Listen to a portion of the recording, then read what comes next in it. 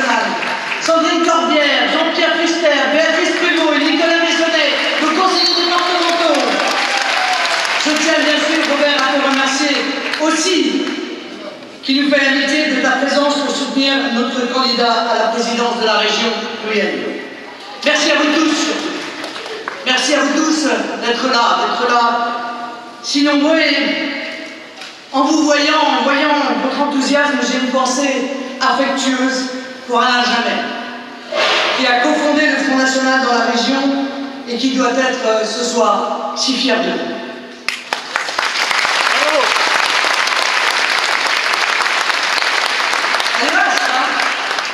Elle est vaste, votre future région, beaucoup trop vaste.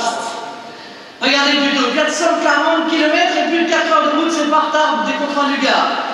Encore une fois que l'idéologie socialiste de la fusion absolue confine à la bêtise absolue. Une idéologie théorisée et fomentée dans les officines de la Commission de Bruxelles et les bureaux de la chancellerie à Berlin. Les chargés de mission français du gouvernement et leurs alliés de l'UMP ne sont pas à la fabrication, mais à la livraison de cette découpe régionale. En effet, nos dirigeants du MPS ne pensent pas, ils appliquent. Le doigt sur la couture du pantalon. Ils ne gouvernent pas, ils s'exécutent. Ils ne font pas la politique de la France, mais obéissent au genre de technocrates européistes sous injonctions de la gouvernante Merkel. Oui. Mes chers amis, cette réforme catastrophique, c'est vous qui allez la payer.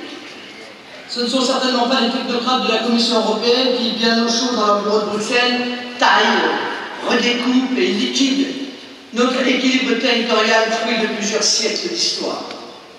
Ce ne sont pas non plus nos élites nationales, soumises et dociles, qui ont obéi au projet d'inspiration allemande de leur maître européiste. D'ailleurs, peut-on encore décemment les qualifier d'élites nationales, alors que toutes leurs décisions vont à l'encontre des intérêts de notre peuple?